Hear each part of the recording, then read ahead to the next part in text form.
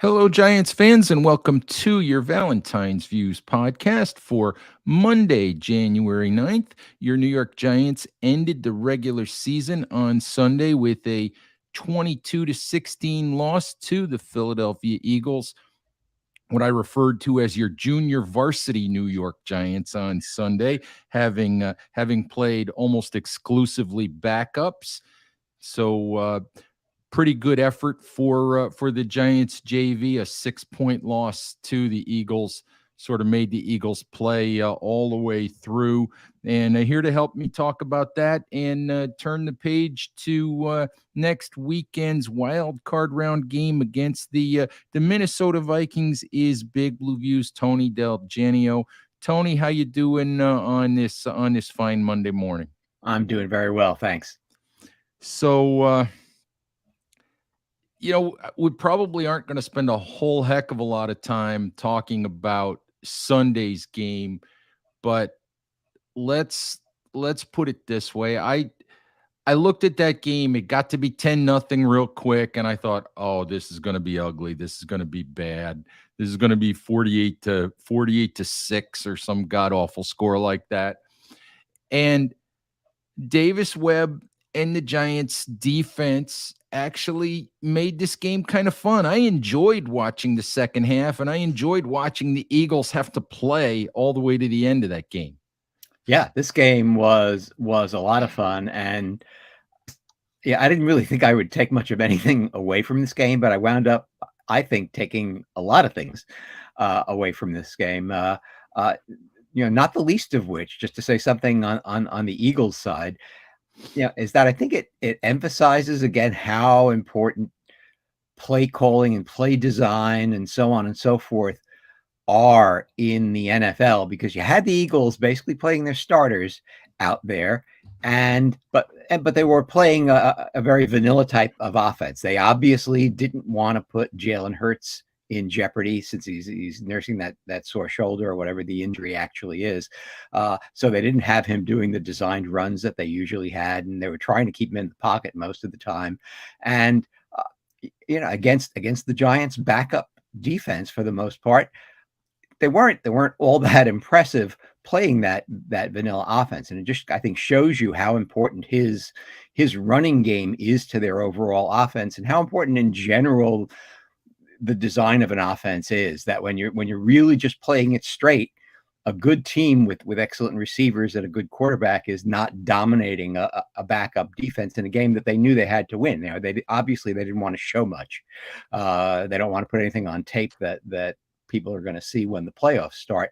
But just kind of goes to show you can't just throw guys out there and have them dominate a team that has worse personnel. You actually have to be imaginative on offense and use your players the best way you can. They purposely aren't doing that. But on the flip side of things, the Giants defense played admirably yesterday, and that you might want to talk about it.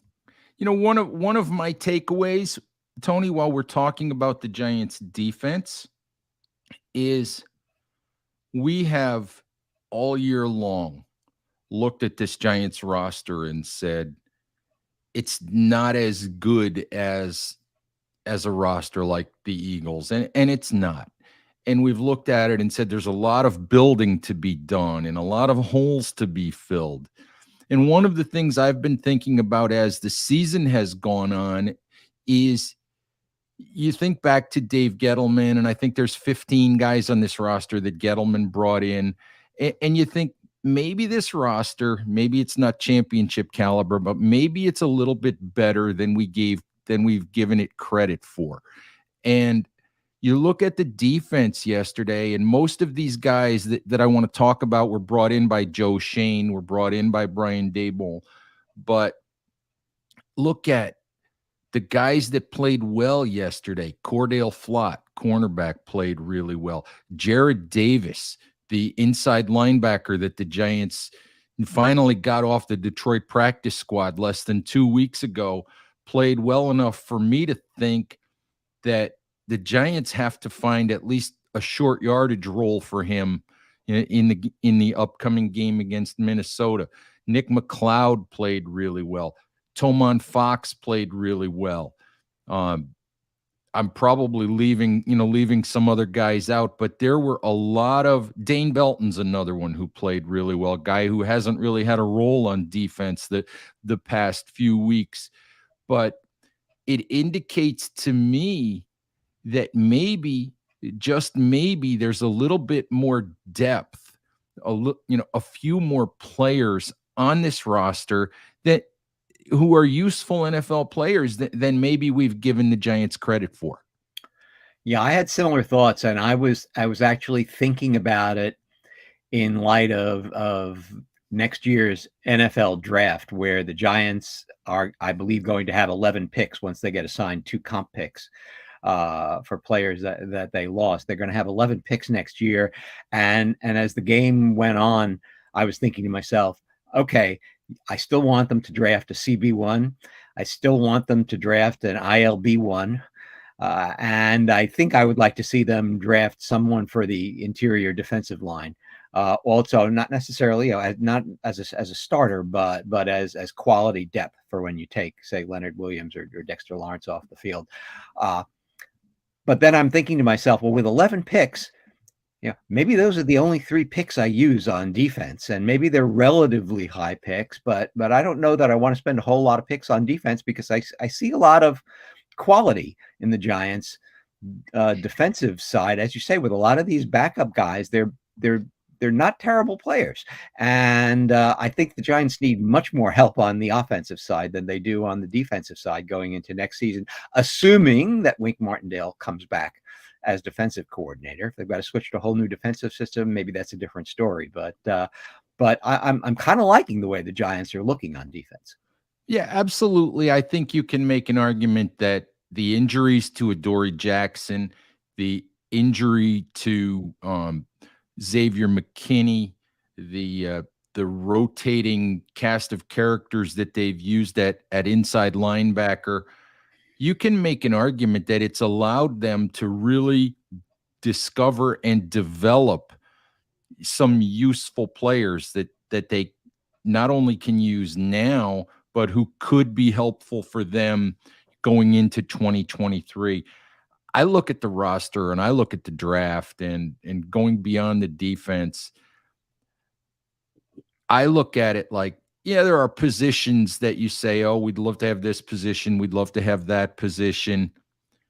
I look at it like what they really need on this team, I think, and one of them should probably be a wide receiver, but to me, they need top tier difference makers. They need a couple more of those, whether it's wide receiver, whether it's another corner, whether it's a big time inside linebacker.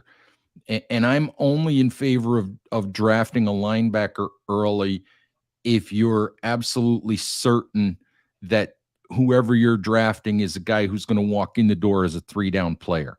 Mm-hmm. But to me, that's what you're looking at. That's what you're looking for the New York Giants to take the next step. You can continue to build the roster in the middle rounds, in the late rounds of the draft with lower cost free agent signings.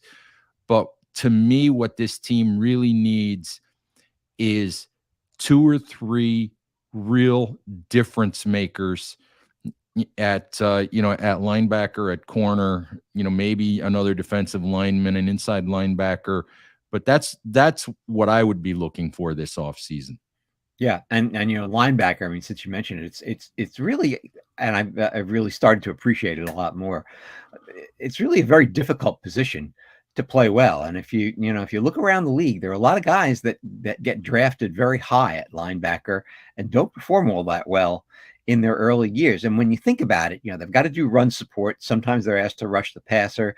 They've got to drop into coverage, and they've got to not only be able to shed tacklers and things like that, they also have to be able to anticipate and read. And we see that in spades with the Giants this year, that their linebackers are consistently faked out of position and don't anticipate these counter plays and so on and so forth. And it really is hard. You think about Jared Davis, who, as you say, looked good yesterday. guy was a first round draft pick. I was reading a little bit about his scouting report, online, and like one of the comparisons before he was drafted was to Bobby Wagner. All right. And this is a guy now who hasn't been able to stick with two different teams and is on his third team, first round, 21st pick. Thought he'd be the next Bobby Wagner, and now he's hanging on, trying to make a name for himself in the NFL. And so it's a tough position to play. Absolutely. There's so many requirements of it in terms of both going forward and playing the run, and then going backward and going sideways and trying to cover tight ends and running backs. It's very difficult. And for me, it's one of the reasons why I hesitate to spend big draft resources on these inside linebacker types, for the simple, unless as I said, if you're convinced that this guy has the type of skills where he can play all three downs, where he can play the run and the pass. Because what you're seeing more and more in the NFL now is so many of these sub package defenses. So many of, look at what the Giants do. They play Micah McFadden and Jalen Smith on early downs. They might work Jared Davis in on early downs against Minnesota, coming off the way he played on Sunday against the Eagles. But as soon as they get into anything they consider a potential passing down, it's Landon Collins and Tony Jefferson playing linebacker, who are really, hybrid safeties. They're strong safety types. And I think you're seeing that across the NFL, where you're getting linebackers off the field, you're getting safeties or extra defensive backs on the field. The Giants are fortunate that they've got Collins and they've got Jefferson, who might be limited players in some respects, but they're tough enough and big enough that when required, they can step up and play the run. Yeah, and that's why, just coming back to what you originally said, I think if you get that one difference maker at linebacker, one guy who has the potential to be like either of the 49ers starting linebackers eventually, somebody who can aspire to be something like that can be on the field, for three downs and do all the things that a linebacker needs to do, including covering. If you can find that one guy, now all of a sudden, depending on who they bring back for next year from among the current set of linebackers, all of a sudden their linebacker room kind of looks pretty interesting with the guys that they've brought in during the year, and maybe that's all they need. They need that. I mean, obviously, and it's a big thing. You got to find the one guy at the top who can be really good, but their depth might be okay at linebacker. I mean, a third of the way into the season, I was thinking they had to draft at least two linebackers, and maybe they only need to get one really good one. You might have to draft two to do that, but maybe they only need one really good one, and then the depth that they have is not bad. No, it's not, Tony. I think we can't go any farther into this show without talking about Davis Webb, and we talked about fun at the top of the show, and just without talking about how cool it was to see Davis Webb finally get an opportunity on Sunday and to actually do something with it. He didn't look like Jake Fromm out there. He didn't look like Mike Glennon out there. He didn't look like Patrick Mahomes either, although he tried on one play. But he looked like a competent NFL backup quarterback. And after 6 years of sitting and watching and being on practice squads and being a good teammate and all of that he's been for all this time, I felt really good for him to get that opportunity and to succeed with it on Sunday. Well, I mentioned last week on this podcast that I was hoping Davis Webb would see some snaps and get to throw his first NFL pass. I never in a million years imagined that Dabo was going to start him and have him play the whole game.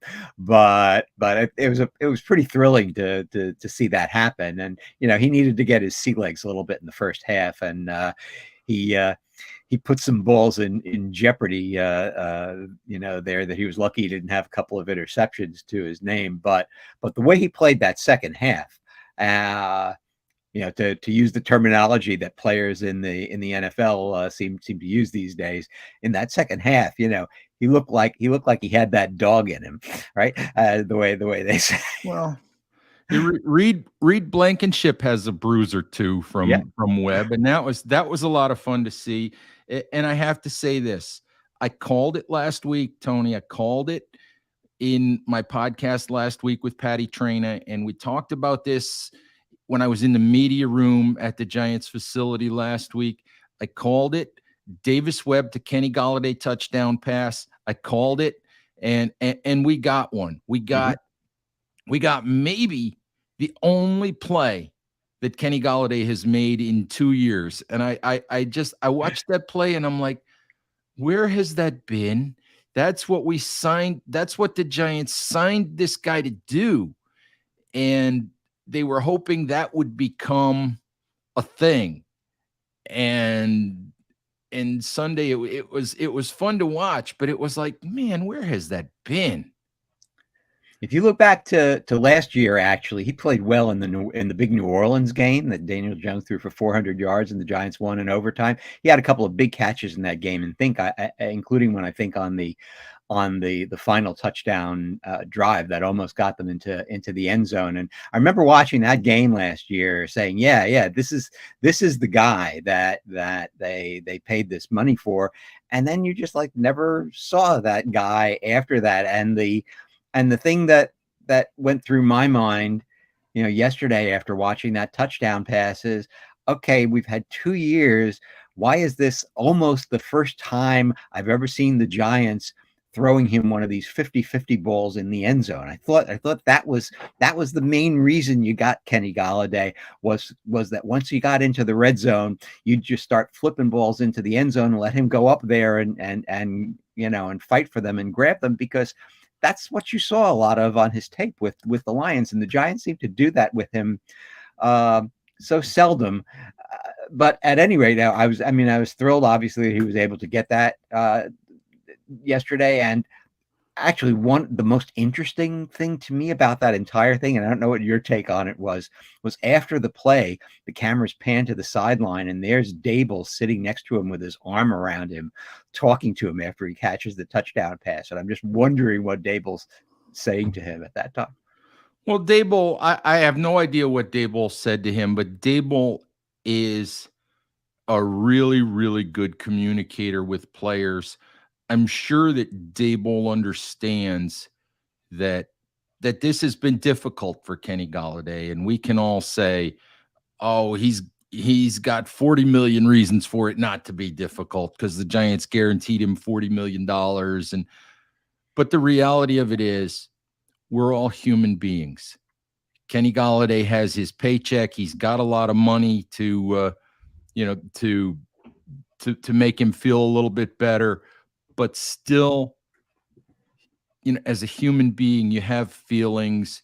You understand that you've been a disappointment, in your 2 years. You understand that it hasn't gone the way that everyone wanted it to, including Kenny Golladay himself.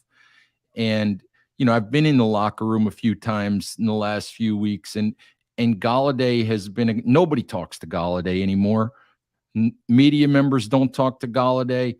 I'm not even sure I see players talk to Golladay very much anymore. He sort of comes and goes and walks in the locker room and dresses and leaves, and he's like a ghost in there.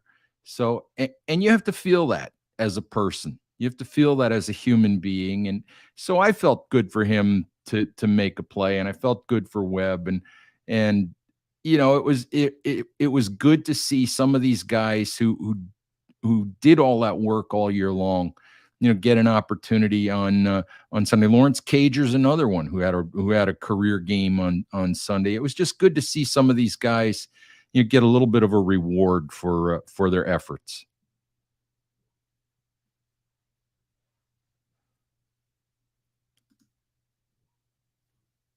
It looks like we might have lost our pal Tony DelGenio there. Hopefully hopefully Tony hops back on here momentarily as we hope to turn the page here a little bit and talk about the Vikings, but we'll also talk about the Giants' offensive line a little bit.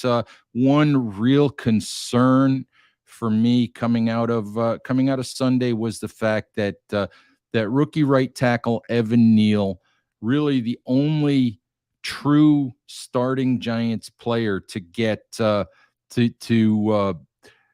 get significant snaps and to start on Sunday. There, Tony's back. There we Hey, go. where'd you go, I Tony? don't know what happened, but You suddenly it said disappeared your on internet's me. back, and it didn't look like it was out in the first place. But Oh, I don't whatever. know. You just sort of froze up there on me, and then you I think, disappeared. And I think the gods were and so I don't know. confused that we were spending time talking about Kenny Golladay. They weren't sure what to do.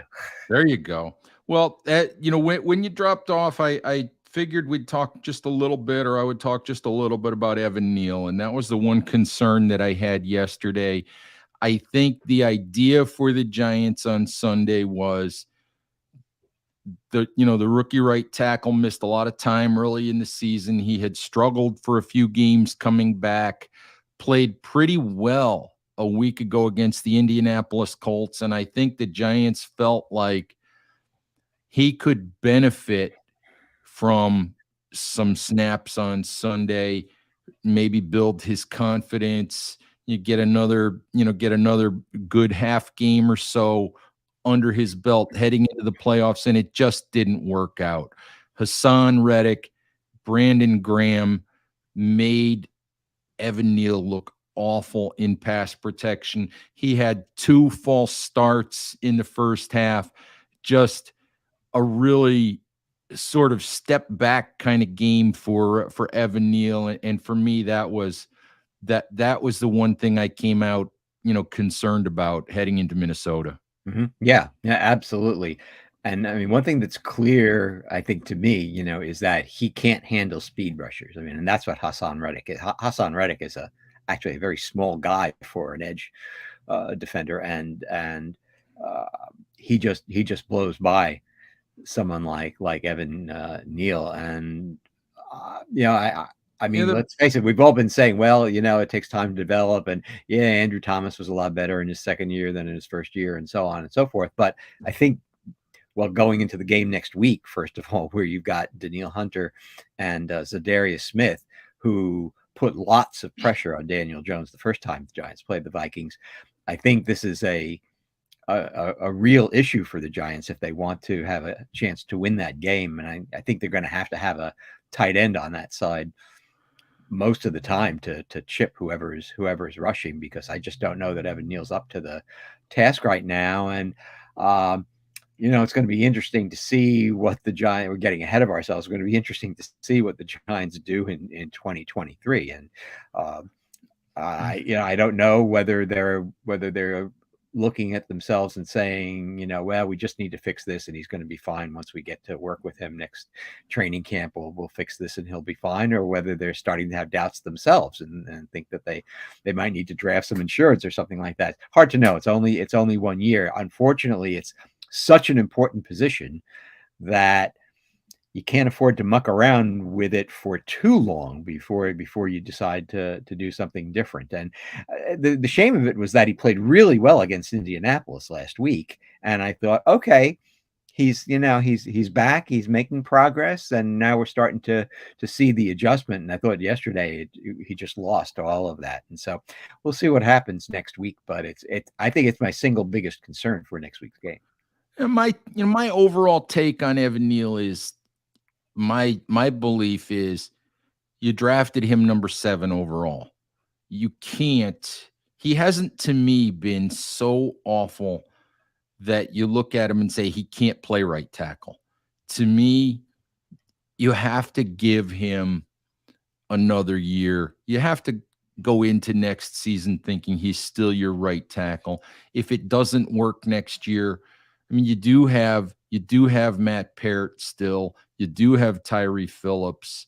You could piece right tackle together if you had to next year. But I think you want to give Evan Neal one more year My immediate concern, as you said, is next week, because this was not a step forward for Evan Neal. This was a red flag game for Evan Neal.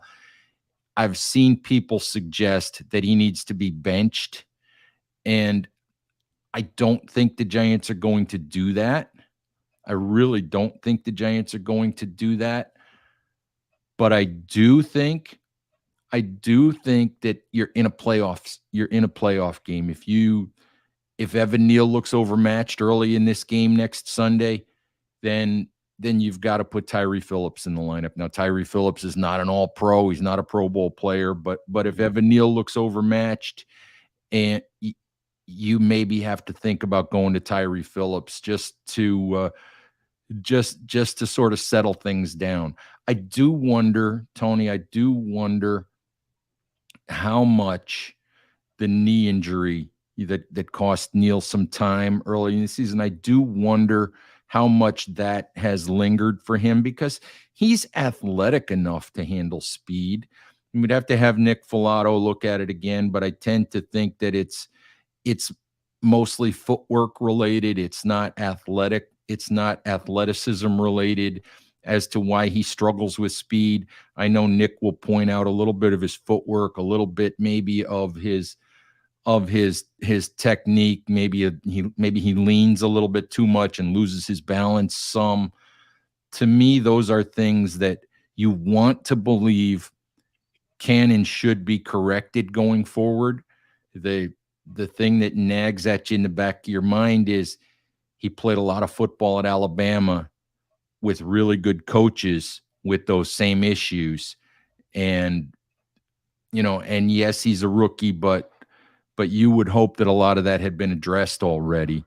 So we'll see going forward. But I personally can't imagine the Giants moving Neal inside next season and looking for a right tackle. I think it's too early for that yet. Mm-hmm. Yeah. I'd certainly not like to see them be drafting someone next year to replace him. But as you say, I think there's only one more year to see whether you can see the improvement. Not that he's got to become a Pro Bowl level tackle by next year, but he has to become someone that you're at least satisfied with. Well, what I will say is, and I'm not going to compare Evan Neal to Eric Flowers. Okay, they're two different people. I think that Evan Neal really cares about his craft. He really works at his craft. He's a pro in that sense. He's a good presence in the locker room. I was in the Giants locker room enough during the Eric Flowers era to know this. The only person in the Giants locker room in those days who actually talked to Eric Flowers was former Giants lineman Bobby Hart. All right. And just whatever you think of that is what you think of that. But Eric Flowers had no real friends in the Giants locker room and didn't seem to care to make any. And, my thing with Eric Flowers back in the day was, okay, same situation. He was thrown in as left tackle his first year, struggled. You've got to give him the second year. But my problem was that Jerry Reese basically put a marker down and would not allow the coaching staff to move Eric Flowers. Eric Flowers didn't get moved off that left tackle position until Jerry Reese was gone. And, the problem was that it got to the point where Jerry was trying to prove that he was right, rather than looking at the evidence and doing what was best for the football team. He was still trying to prove that he was right to have selected Flowers when everybody else could see that the young man couldn't handle the left tackle position. I think it's too early yet to make that judgment on Evan Neal, but if and when the time comes, I do hope that the Giants will be objective about it. Mm-hmm. Yeah, and I'd have a hard time believing that Joe Shane would object to anything that Brian Daboll wants decides he wants to do with Evan Neal. I hope that this regime is not like that, and they've known each other too long and are hopefully good enough friends that that he just trusts Dable to do what Dable thinks is best. But we'll see. I say the immediate issue is next week. Absolutely. And should the Giants get past next week and still be playing, who are they likely to face again in the second game? It'll be right back again with the Eagles in Philadelphia. Absolutely. So you like Hassan Reddick and you mean you don't think the Seahawks? Well, actually, the Eagles have the bye, so right. So yeah. So it's possible that they're back in Philadelphia in 2 weeks if they manage to beat Minnesota. So as long as the Giants season goes on, he's not going to find any easier assignments no. in the games that are coming up. And that's almost by definition. When you get to the playoffs, you have to expect that you're going to be facing good pass rushers on the other side of the line every game you play. Absolutely. Tony, let's talk a little bit about Giants Vikings 2 coming up here next Sunday. And when I look at it, the Giants were locked into the 6th seed, and it was pretty likely that they were going to end up with Minnesota, but it really it couldn't have worked out better for the Giants in terms of playoff matchup, really, because you didn't want to have to go to San Francisco. There was really no chance of ending up playing Dallas or Tampa Bay, but you just didn't want to go to San Francisco. And I look at this matchup, and it's clear to me that there's very little that separates the Giants and the Vikings. You look at that game, and I don't care about Minnesota's 13-4 record, and the Giants are 9-7-1. They're really, the Vikings are not that much better than the Giants. The Vikings are maybe Justin Jefferson better than the Giants, and that's about it. And so I see this as the best possible playoff matchup for the Giants if they're going to go in and win a game. Yeah, I agree. I mean, you're talking about the Giants needing to get a few more difference makers, and obviously that's the big difference between Minnesota and the Giants right now is Justin Jefferson. I mean, if he's not a difference maker, I don't know what the definition of difference maker is. On the one hand, I know that Giants fans and the Giants players, I think, right, are looking forward to facing Minnesota again. I think they can beat them, and you see a lot of that talk about them being able to do that. But I'm sure Minnesota's looking at the Giants saying, well, it was a close one last time, but we figured these guys out, and we think we can do much better next time. So they're probably thinking the same thing that the Giants are thinking about them. The things that I think about that make me think that maybe this time can be different is hopefully Adoree Jackson is ready to play. And the only reason he didn't play yesterday was that Dable just wanted to give him one more week of rest for that knee, because I think that would mean a lot if you can have Adoree traveling with Justin Jefferson a lot of the time. I mean, not all the time, but a lot of the time. I think he's clearly the Giants' best cornerback in my opinion, and you just don't want Justin Jefferson to go off the way he was able to. No, you can't have, no offense to Fabian Moreau, who's an inadequate NFL cornerback, but you can't have Fabian Moreau trailing Justin Jefferson. That's just not going to work.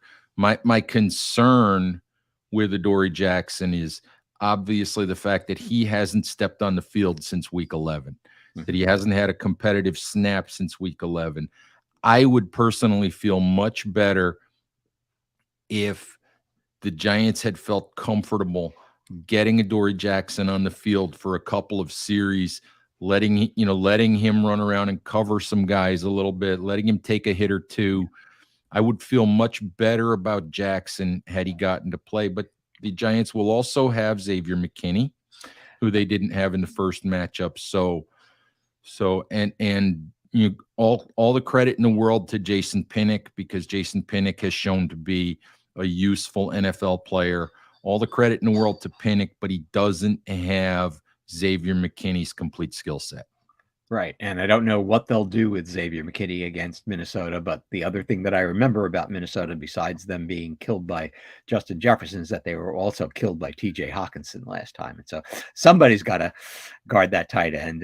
And the last time the Giants used a mix of safeties and linebackers to try to cover him on the pass plays on which he was targeted, and none of them did particularly well. But it would be nice if maybe McKinney was participating in that a little bit. Absolutely. And I think, again, I also think that's part of why the Giants have leaned so much into Landon Collins and Tony Jefferson as inside linebackers in the last few weeks. I think that Minnesota game might have been one of the first times that they did that. And I see that, emerging more and more for the Giants. But it's really interesting because like I said, I think playoff opponent wise, this couldn't have worked out better for the Giants. And I've said it before, Tony, but even heading into week 18, which is why I was glad that the Giants, rested starters. They're playing with house money at this point. They're playing with house money. If they win playoff games, that's awesome. If they somehow make a magical run, I mean, we've seen that before. I'm not expecting it. I'm not going to predict it. We've seen, magical, unexpected runs from the Giants before. I mean, that would be awesome. It'd be great. It'd be a lot of fun. But the season's already been fun. It's already been a success. It's already been a year that has to give Giants fans optimism going forward. I mean, not that, as Mark Schofield always says, progress. A little tongue twister there. I don't know why, but progress is never linear. So sometimes you take steps back, and maybe next year will be a step forward. Maybe it'll be a step back. But this year's been a success, and it has to leave you feeling much, much better about the future of the Giants under Brian Daboll and Joe Schoen.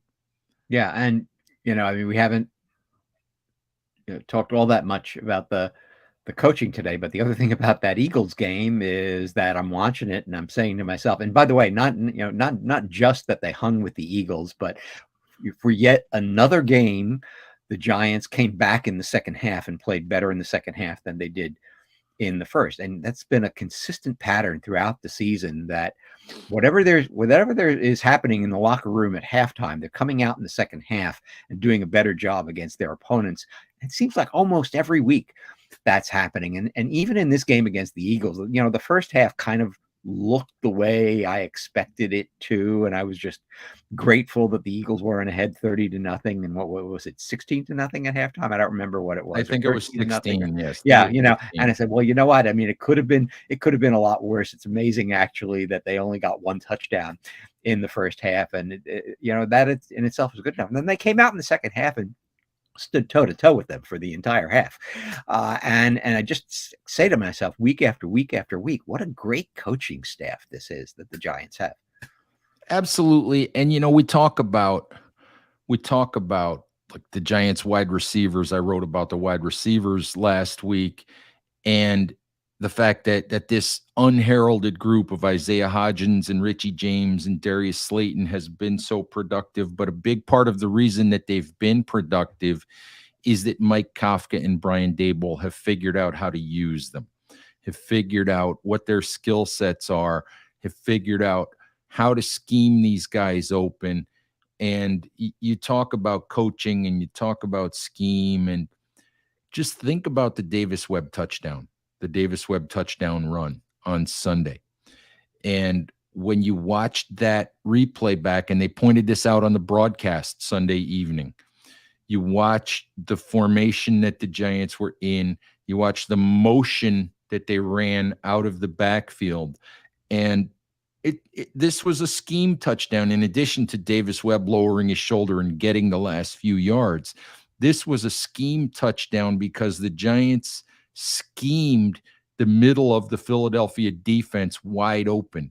There was nobody in there for this designed quarterback run up the middle. There was nobody in there. There was nobody near Davis Webb for the first 10 yards of his run. And that's not because of the blocking necessarily, and not because of Davis Webb's track speed. It's because of the way that the Giants schemed up the play. Yeah, and the TV networks have decided. And I think this is something that's new for the 2022 season. But I guess with more and more offensive coordinators spending their time up in the booth rather than on the sidelines, I noticed that on many of the games that I watch, not just Giant games, but games in general, they have a camera in the booth with the offensive coordinator and the guys sitting next to him, assisting him, with the play calling and things like that. And they showed Kafka yesterday, and I believe it was after Davis Webb's rushing touchdown.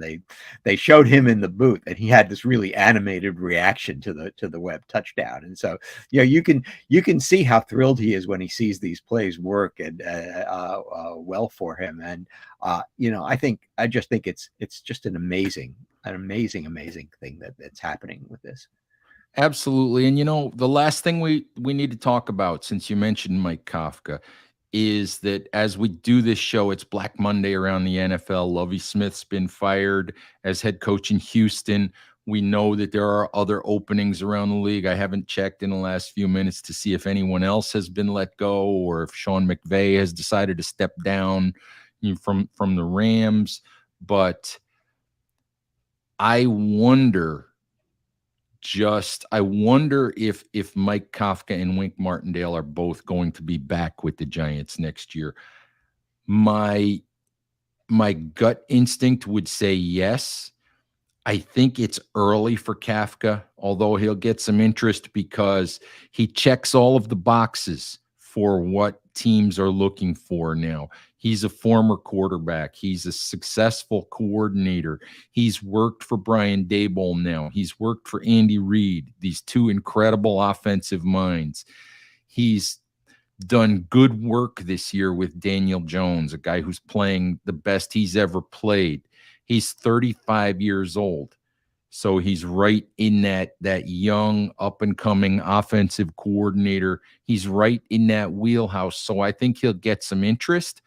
I think it might be early for him, but who knows? If he goes in and wows somebody in an interview, the Giants could lose him.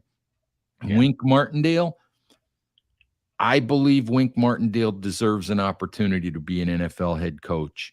Unfortunately, at 59, with a background entirely in defense, in an NFL where those kinds of older defensive-minded guys don't get a lot of opportunities, I wonder if Martindale's going to get a chance. The one guy who did get a chance, who's very similar to Martindale a few years back, was Vic Fangio, who got a chance with the Denver Broncos. And maybe that's actually a strike against Martindale because it didn't go well for Fangio in Denver. Mm-hmm. But not that a whole lot of anything goes well in Denver these days. But my gut instinct would be that both guys are back next year. Although you never know. I would feel really good for Martindale if he got an NFL job. I just don't know that NFL owners and NFL GMs are going to look at Wink Martindale and say that he's what they're looking for. Although I think Wink Martindale, I think I wrote it this week, hire the right offensive coordinator for Wink Martindale. I think Wink Martindale functions tremendously as a locker room leader. He functions tremendously as the face of a franchise. He's got that kind of magnetic personality. So I hope he gets a job. I just have my doubts that either one of those guys are going to get hired in this cycle. Yeah, obviously I can't think about this objectively because I think that they've been such great hires by Daboll that I couldn't imagine things have turned out could have turned out any better. I think but the thing, I think something similar to what you do. The other thing about Martindale is I mean, he's going against the grain of how you play defense now in the NFL, and I wonder what the view around the NFL is of that, because everybody's going to these too high defenses, trying to limit the explosive plays, and obviously he's the exact opposite of that. I mean, he plays too high sometimes, but he has all of this blitzing and all of this gambling on defense, and have, leaving cornerbacks on islands and so on and so forth. And I wonder whether there are going to be few teams out there who decide that they want to risk going in that direction, because it is a high risk defense. It's so much fun to watch. That's the other thing that I love about having him as defensive coordinator, and having Kafka as offensive coordinator, is that aside from the success, it's just so interesting to watch the game on both sides of the ball with these two guys calling the plays out there. And I just wonder how many teams will want to on defense go in the direction that he's going when the trend is in the opposite direction. So I say that trying to convince myself that nobody's going to take him and he's going to be back next year, but I don't. Yeah, it was awesome to watch Wink yesterday, knowing that he was playing backups and practice squad guys and all of that. Just say the heck with it. We're just going to put 7 guys up at the line of scrimmage on every play, and we're just going to send the house, and we're just going to go after it. We know Jalen Hurts doesn't want to run around. Yeah. So we're just going to send the house. And if we get burned once in a while, on a deep shot, then so be it. Mm-hmm. And the last thing I'll say about Mike Kafka is, doesn't he have to stay long enough with the Giants to run at least one spinning huddle? I thought that was the stupidest thing I ever saw. It's just so disrespectful to the game. I hated that. I mean, you laugh, but I really hated that. But regardless, but I do hope that people will look at Kafka and say, nah, he needs another year before we can seriously consider him to be offensive coordinator. But again, I'm just speaking, selfishly, because I want to see both guys back next year. There you go. As do I, to be honest with you, Tony. All right. Hey, thank you very, very much for spending some time with me this morning. And Giants fans, as always, please stay safe out there. Take care of each other, and we'll talk to you soon. Bye-bye.